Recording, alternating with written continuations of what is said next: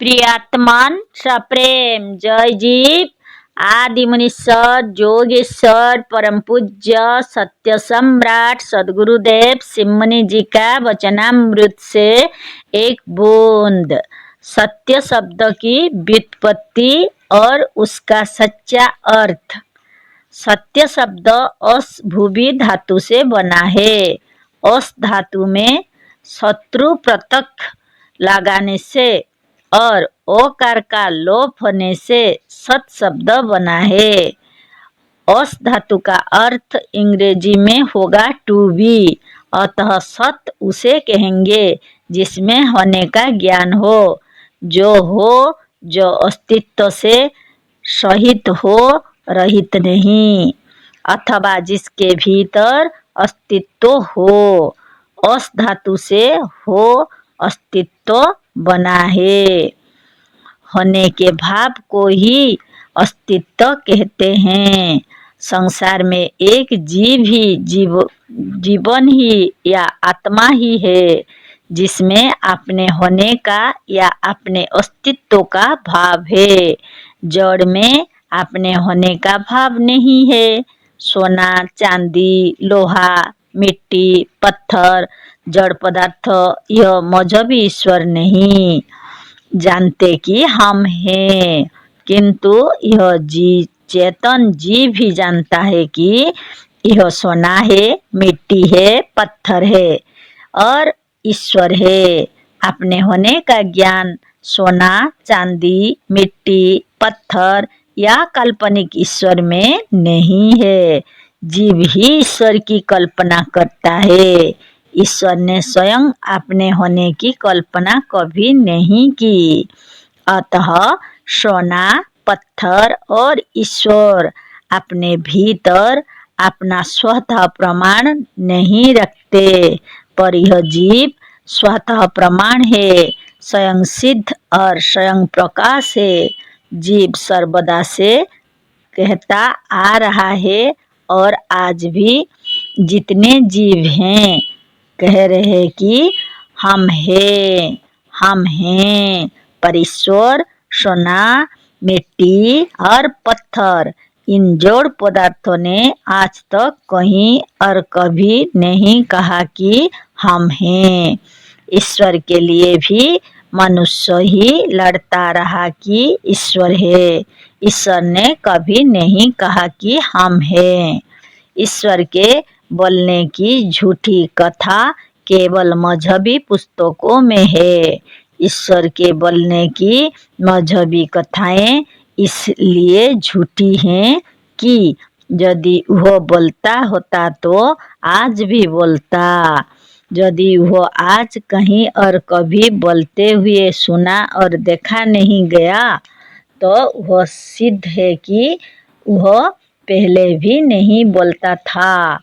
मनुष्य तो पहले भी अपने अस्तित्व के विषय में बोलता और चिल्लाता था और आज भी बोलता और चिल्लाता है। अंग्रेजी डिक्शनरियों में भी एग्जिस्टेंस का अर्थ लाइफ अर्थात जीवन लिखा हुआ है, बल्कि जीव या जीवन में ही अपने अस्तित्व का ज्ञान है। इसी जीव का अस्तित्व है, इसमें अपने अस्ति का, अपने होने का, अपने हेतु का ज्ञान है और किसी में नहीं।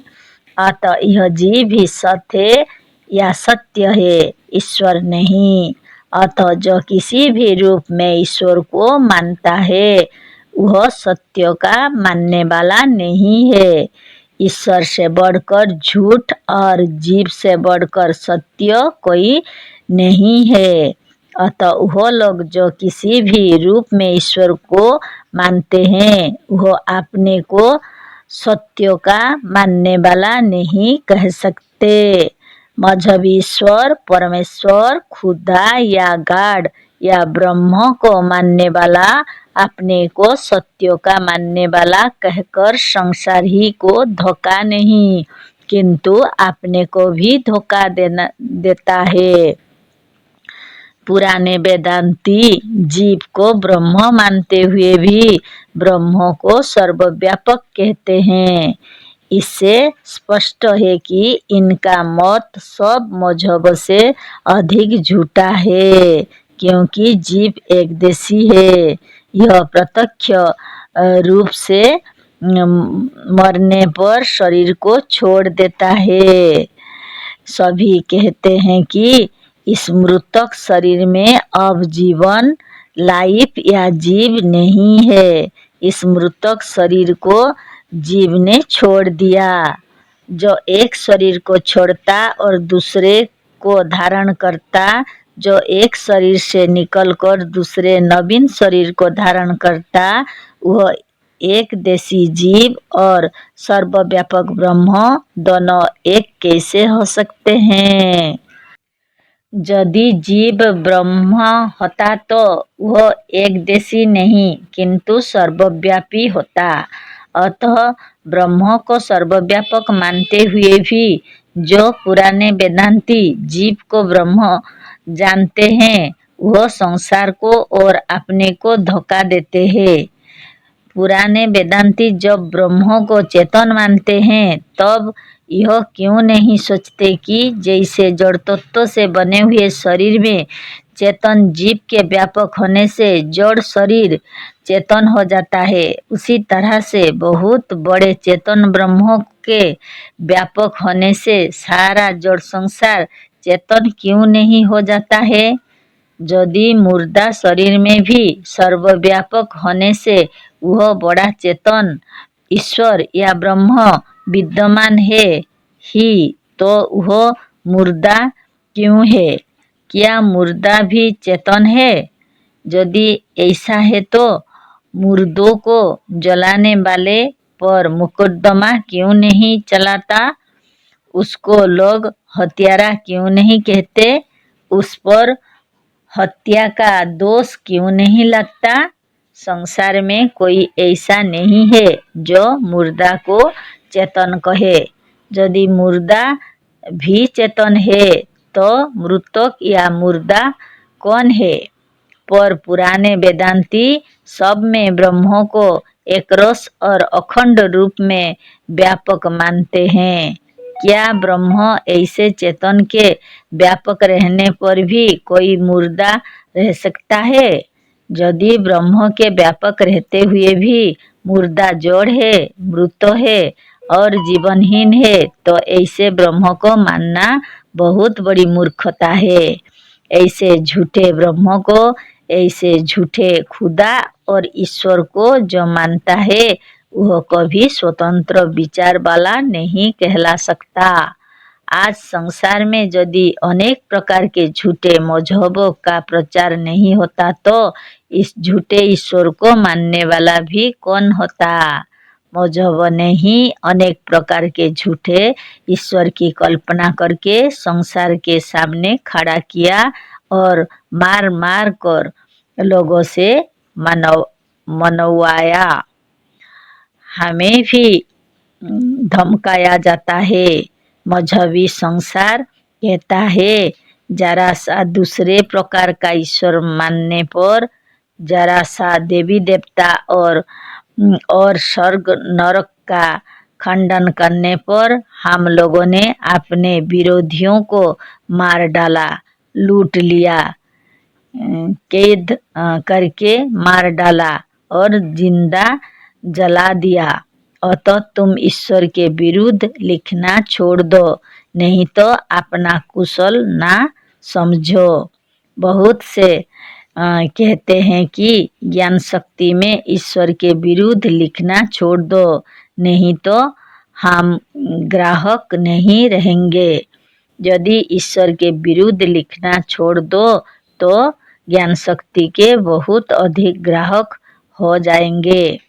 कुछ लोग कहते हैं कि ईश्वर के विरुद्ध लिखना नहीं छोड़ोगे तो हम तुम्हारे शिष्य या सदस्य नहीं रहेंगे।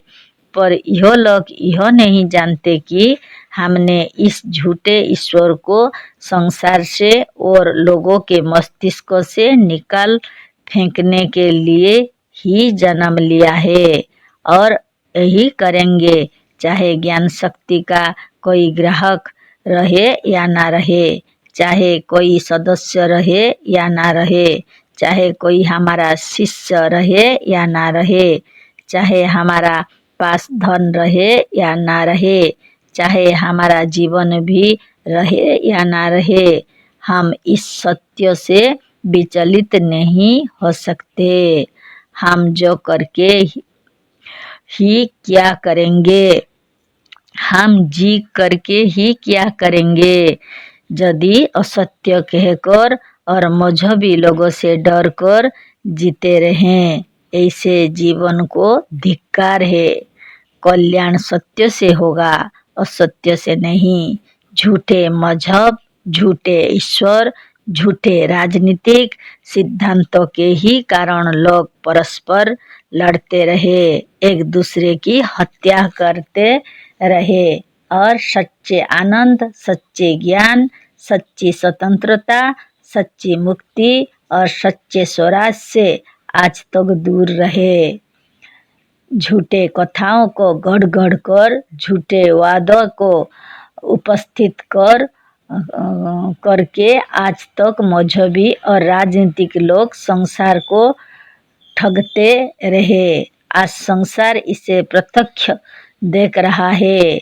इन सब बातों को विस्तार से जानने के लिए इस लेख को पढ़ने वाले मुनि समाज के केंद्रीय कार्यालय गोरखपुर तथा उपकेंद्र दिल्ली से सत्य सुंदर और स्वतंत्र विचार नाम की पुस्तक को और सच्ची शांति, सच्ची मुक्ति और सच्चा स्वराज नाम की पुस्तक को मंगाकर अवश्य पढ़ जाए और हो सके तो ऐसी आत्मज्ञान की पुस्तकों का बराबर नित्य नियम से थोड़ा थोड़ा पाठ किया करे, जिससे बहुत दिनों से घुसा हुआ अज्ञान मस्तिष्क से निकल जाए और मस्तिष्क पवित्र होकर सत्य को ग्रहण कर सके।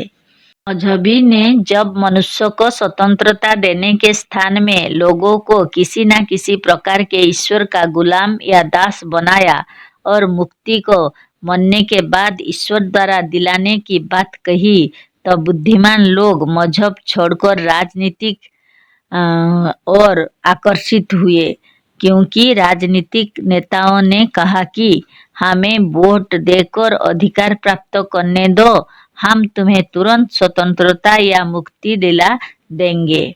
पर जितने राजनीतिक दल के नेताओं ने वोट लेकर अधिकार प्राप्त किया है, उन्होंने मुक्ति और स्वतंत्रता देने के स्थान में आज भी अधिक प्रतिबंध लगाए और भी अधिक टैक्स लगाए और भी अधिक घूसखोरी बढ़ाई और भी अधिक पुलिस और अधिकारियों की धांधल बढ़ा दी।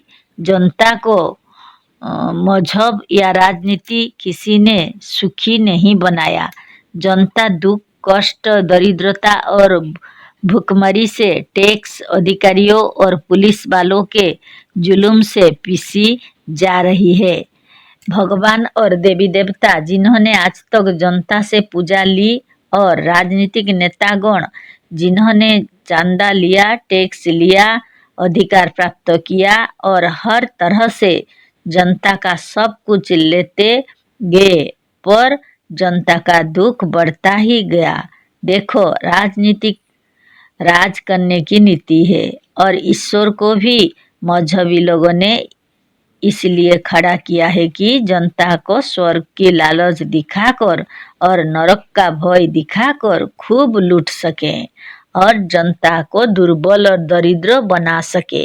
मजहबी कहते हैं कि जो लोग भगवान के नाम पर अपना सब कुछ दान कर अपने अहंकार को चूर चूर करके दीनहीन हो जाते हैं, वही ईश्वर की कृपा के पात्र बनते और मरने के बाद सुख भोगते हैं।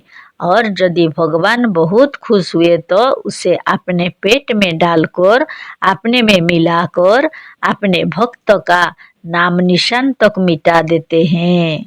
मूर्ख जनता इसी तरह से अपने को मिटाने के लिए मजहबी लोगों को मान प्रतिष्ठा और धन देकर उन्हें खिला पिलाकर पुष्ट कर रही है और स्वयं घुल घुल कर मर रही है। अतः सच्ची बात यह है कि यदि तुम सच्ची मुक्ति, सच्चा स्वराज, सच्चा सुख और सच्ची स्वतंत्रता चाहते हो तो राजनीति और मजहब का भरोसा छोड़कर आत्मज्ञान और योग साधन को प्राप्त करके उन्नति के पथ पर अग्रसर हो जाओ।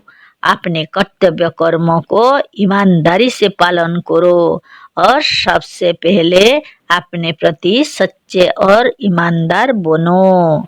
जय जीव।